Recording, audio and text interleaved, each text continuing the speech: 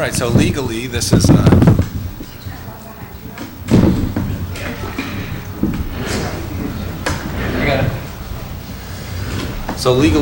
a formal meeting, but our intention is to have an informal discussion about the concept of New Paltz using a single hauler for trash.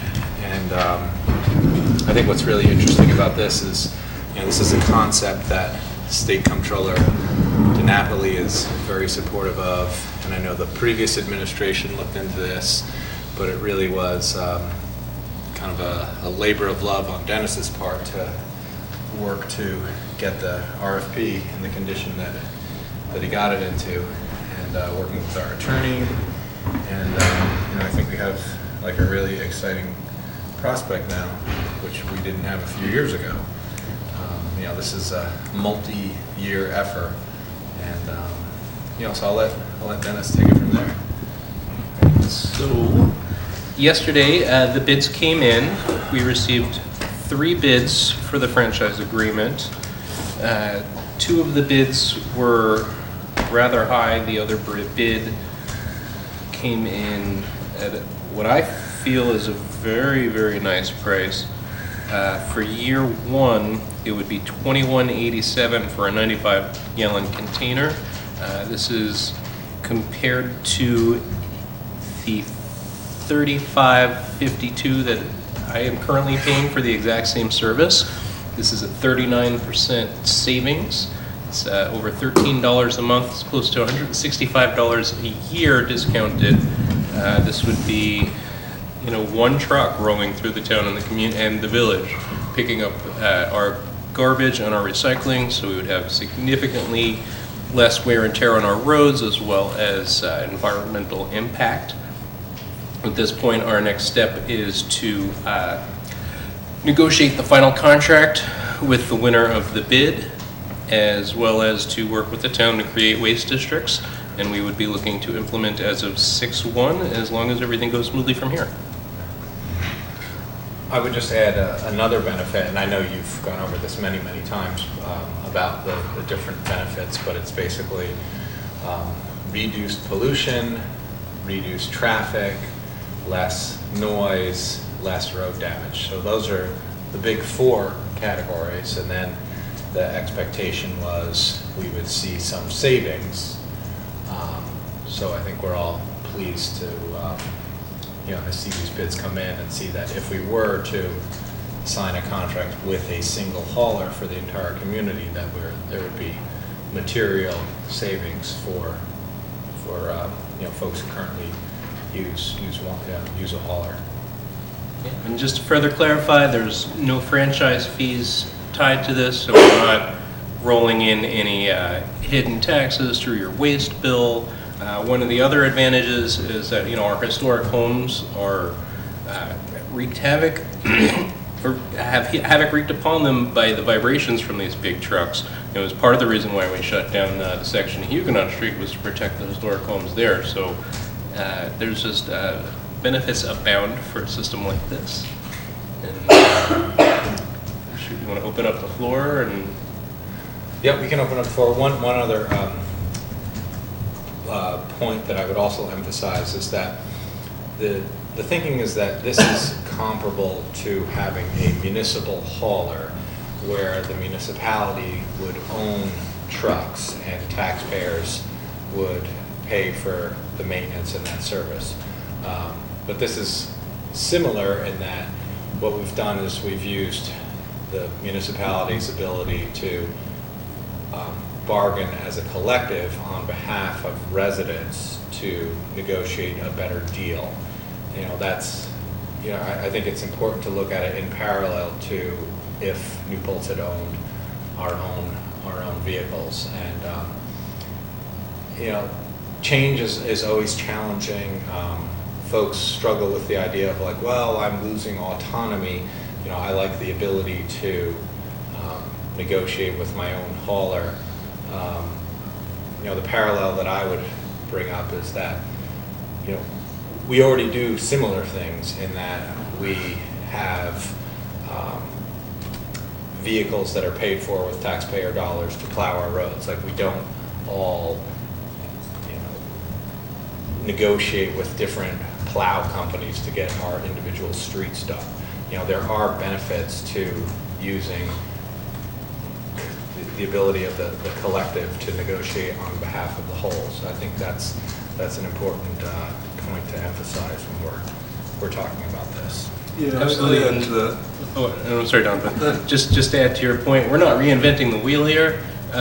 This is done in the town of Woodbury, the village of Maybrook, the town of Kingston, the town of Wallkill. It's done all over locally.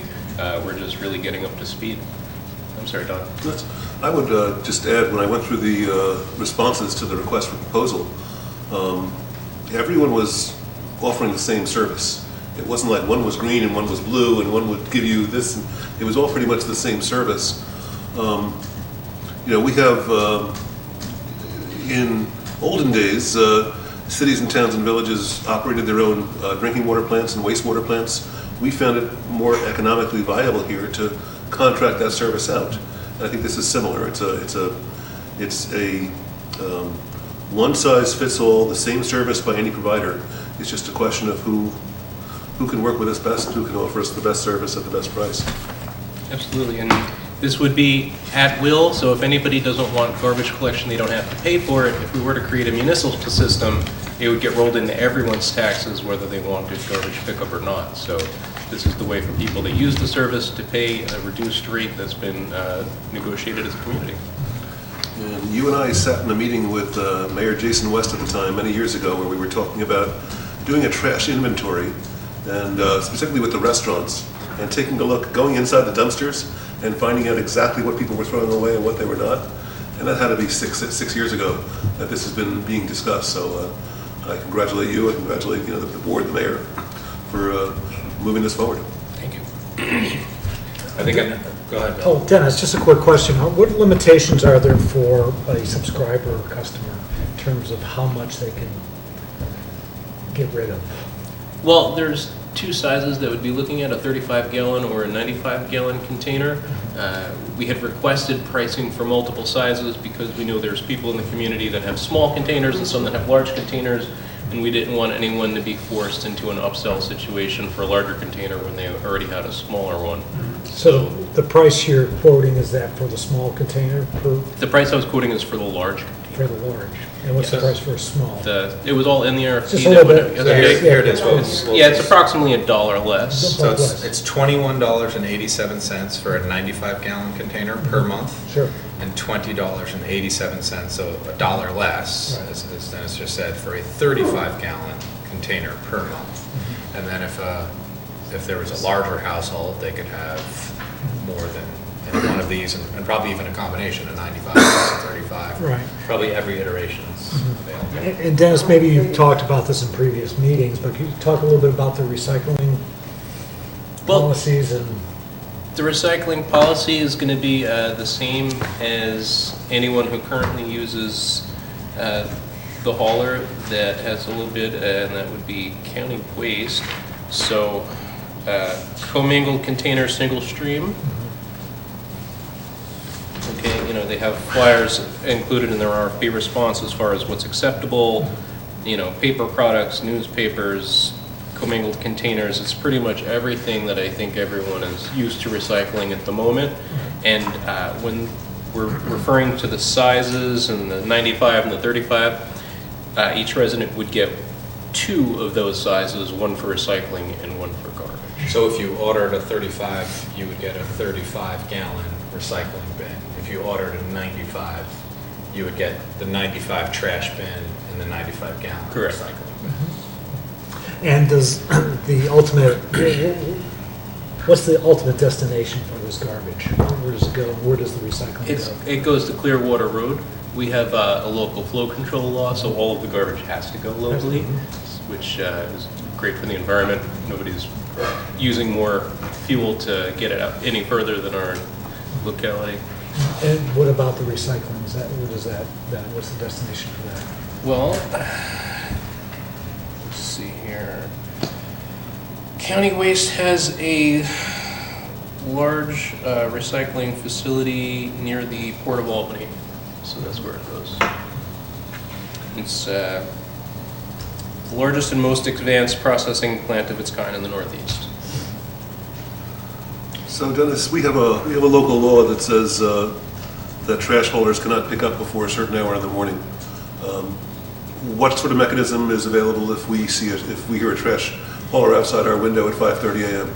Well, it's kind of the same mechanism as in now. Just contact the village clerk and they can reach out to the hauler. The difference is if it's one hauler responsible for everybody, the village clerk has a lot more clout when she's calling to report a service issue on behalf of an entire community as opposed to just one hauler. That was a softball across the plate for you. And just kind of quickly, how are we going to measure satisfaction with this haul? You know, how are we going to determine what we're getting is what's being delivered? Well, I think based on the feedback that we're getting from community members, they're the hauler that I currently use. I've used them for a number of years. I feel comfortable that there won't be any service issues. Sure. Their RFP response actually has very detailed instructions as far as what they do when they have issues, as far as billing issues or service issues. Part of what would be negotiated into the contract is how we handle when there's an issue between the hauler and the resident and how things get resolved. So that all has to be negotiated and worked out in the final contract, but it'll all be part of the final contract. And what about for large objects, say couch? It doesn't fit in the tote, does it? No. So you have to cut it up and put it in the tote? I think we had this conversation at one of the info sessions with the bidders. Sure. So they would have, and that could also be baked into the contract. Like if you're currently using a hauler, they'll charge you X dollars for a tote, but then Y dollars for a mattress, or Z dollars for another large item. So that also could be baked into the contract. And I think it's we learned a great deal when we were working through this process, and that it's interesting when you're developing an RFP like this. Dennis took an existing RFP and then worked from there and worked closely with folks who had experience in this industry, and we met with the folks at Ulster County Resource Recovery Agency as well as our attorneys. But there's kind of like balancing act where the RFP is supposed to get bidders to respond, but it should also have a level of detail that is contract-like, but the contract itself would come later, and the contract would include many more details. Because you could have, I actually saw an individual from the waste management business at a conference, and he said, wow, I was so amazed and impressed that your RFP was 35 pages. And I was like, wow, is it too much? He's like, no, normally these RFPs are north of 100 pages, and it just makes it really difficult to kind of wrap your head around what exactly you're bidding on. But the point that you're emphasizing, and we can get into specific details, and that's why we're looking to get feedback from the community in terms of what should be in the contract that we then negotiate with the low bidder of this. And I'm always amused. The responses to these sort of request proposals are usually 20 or 30 pages long in themselves. All information on the company, the principals, and their history, and this and that, and the service they provide. Everybody always goes to the last page because that's where the numbers are, and then reads forward. And I think another important point is that we're facilitating this arrangement where a community member can sign up for this service, but the village or the town will not be involved at all in the administration. That would still be handled by the hauler. Any day-to-day issues, any billing issues, you deal with that outfit's existing customer service folks. The advantage of that is if anybody doesn't pay their bill, it's not on us. It's between the hauler and the resident. There were some ideas of trying to do this through the municipality, but that would have been a nightmare. And it seems like we have a good way to move forward. Yeah, we have our hands full just processing parking tickets. Yeah. Sounds Water bills. great. It really sounds great. Thank you. So I think what we're looking for from the community is feedback and concerns and, well, how are you going to handle this situation? What if this happens? And, that's what we're looking for right now is we want that type of feedback so that when we're negotiating a contract, those concerns can be included. I know we have, Mary Ann is visiting us. I'm really pleased that you joined us here this evening. If you have anything you want to chat with us about today, come up and sit with us. You can either chat with us now or after thinking about this a few days, you're always welcome to tell us what you love or may be cautious about in terms of this idea. I'm not happy about this at all. I do not want to do this. Mm-hmm. I'm going to pay somebody else more, a small local mom and pop business, to come and get my garbage. Is it even legal for you to tell them they can't do that? I mean, this is the village. How is the village telling the town what to do? I'm in the town. Don't tell me what to do. Well, no, this would be an arrangement with the town and the village. The town and the village But there's no town representative here. Well, there's no town representative here tonight, but we're not moving forward unless the town board is also comfortable with this idea. Of This course is just, they will be. Oh my God, don't make me curse. Yeah. Well, and we've discussed this at many joint town-village meetings before this. We have to, when we If I have our next joint personally- meeting, we'll discuss it again. Can find somebody to come and get my garbage. That is not who you picked. What will be the repercussion of it? so that outfit would not have a license to pick up trash in our community, so they legally would not be allowed to do that. So currently, to pick up trash in our community, you have to be licensed. So we have several licensed haulers. So moving forward, we would only have one licensed hauler. Okay, I truly appreciate the work that you put into it and the spirit of it. I really, really do. I'm not trying to be an ass. I swear to God, I'm not. No worries. It's